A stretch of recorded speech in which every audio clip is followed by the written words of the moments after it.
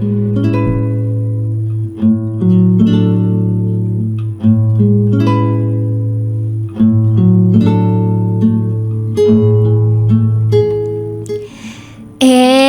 now, it's time for DJ Rocky's Secret Files.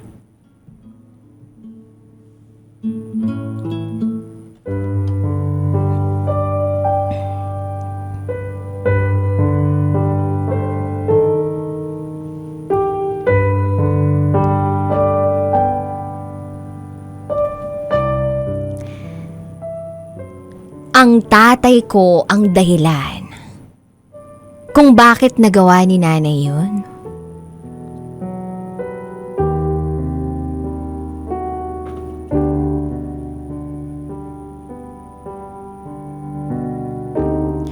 Hi DJ Rocky. Taga-subaybay mo ko sa programa mo. Sana mabasa mo to.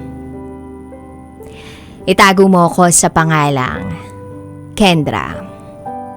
And this is my secret file.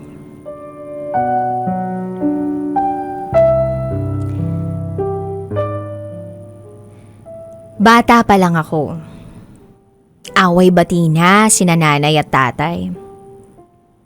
Masaya naman kami sa bahay pero yung tatay ko kasi lasinggero na nga, babaero pa.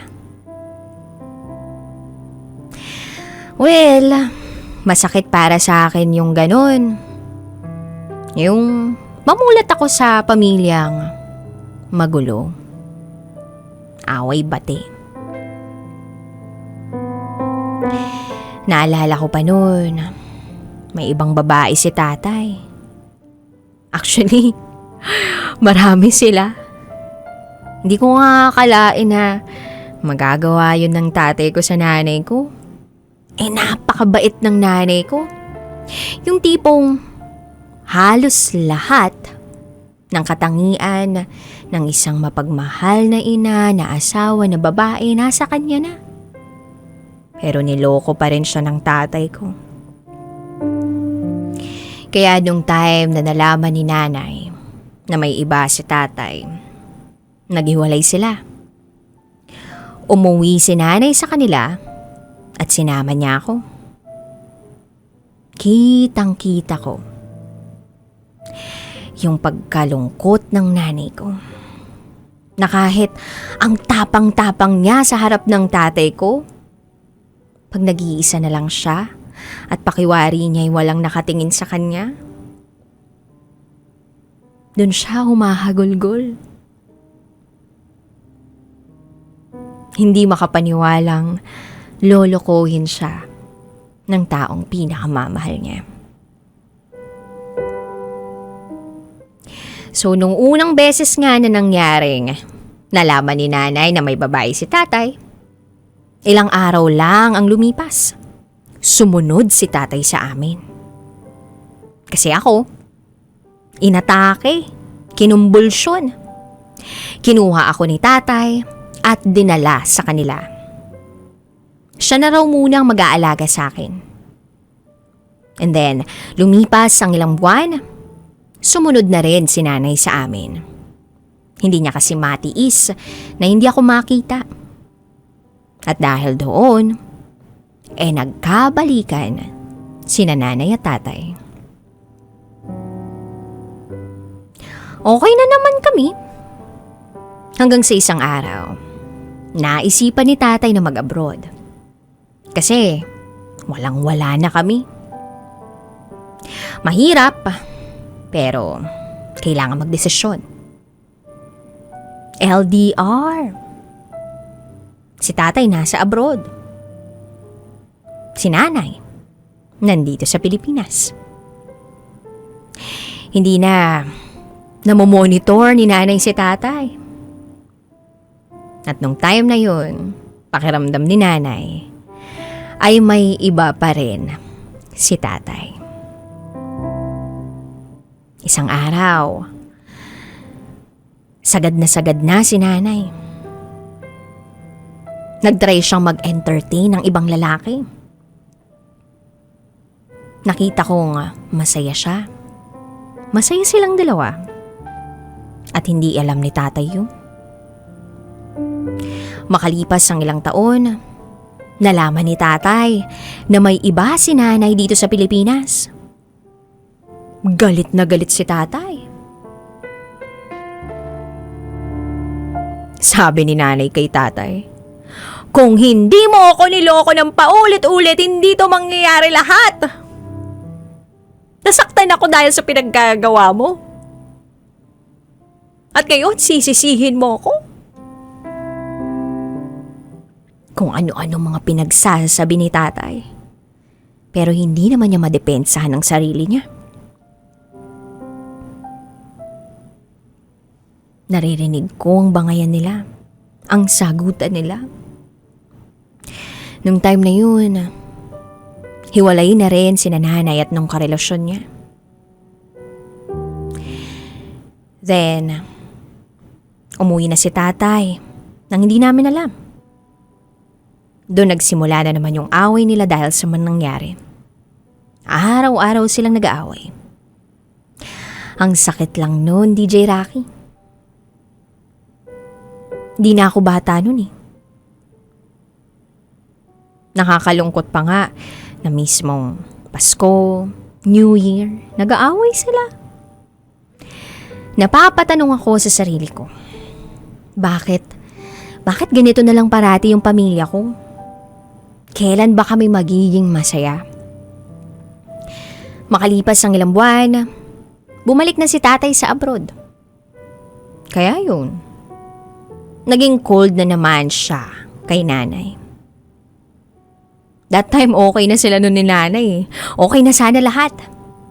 Pero si tatay na naman, yung merong iba. Iyak na naman si nanay kasi bumalik na naman sa dati. Halos hindi na nagchat-chat o nagde-text si tatay kay nanay.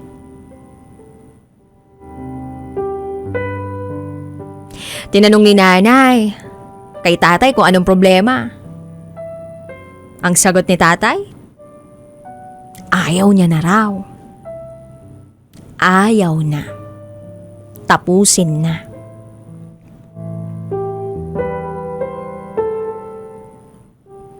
Nang malaman ko yung kwentong yun sa nanay ko, dahil wala siyang mapaghingahan ng sama ng loob ng kalungkutan niya kasi ako lang yun nandun eh. Parang dinudurog yung puso ko. Iyak din ako noon. Parehas kami nag-iiyakan ng nanay ko. Iniisip ko noon, kung hindi dahil sa tatay ko, hindi magkakaganito si nanay. Parati ko namang dinarasal na magkaroon ng kompletong pamilya. At masaya na ako doon. Kaya lang wala eh. Parang ayaw to pa rin ni Lord. Ayoko ng broken family. At alam kong ayaw din ng nanay ko na magkawatak-watak kami. Pero ngayon wala na talaga eh. Kami na lang ng kapatid ko ang may communication kay tatay ngayon. Sila ni nanay wala na. Naaawa ako kay nanay. Kasi si tatay pa yung bumitaw. Si tatay naman talaga ang nagsimula ng lahat eh. Kung sino pa yung nagloko, siya pa talaga yung malakas ang loob bumitaw, no? Pero ang rason ng tatay ko kung bakit bumitaw siya, bumitaw daw siya dahil niloko raw siya ng nanay ko.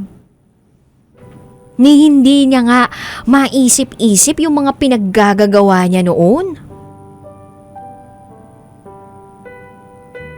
Grabe lang. Pero alam mo, DJ Rocky, kahit parehas silang nagkamali, mahal na mahal ko pa rin sila. Si tatay, Kahit masakit yung ginawa niya sa amin. Lalo na sa nanay ko. Mahal na mahal ko pa rin siya. Hindi niya nakalimutan yung pagiging ama niya sa amin. Grabe siya kung mag-alaga. Isa talaga siyang ama.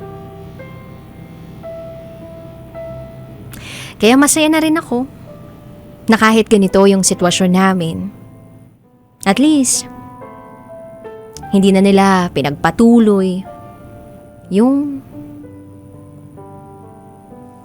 pananakit sa isa't isa. Emotionally. Ang tanging magagawa ko na lang sa ngayon ay iparamdam kay nanay na hindi namin siya iiwan ng kapatid ko. Sobrang mahal ko si nanay.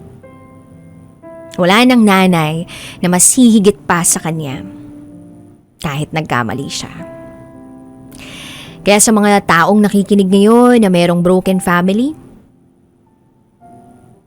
mahalin niyo pa rin yung mga magulang ninyo. Mawala man yung isa sa inyo, humiwalay man, bumukod man, ang importante ay nagmamahalan kayo.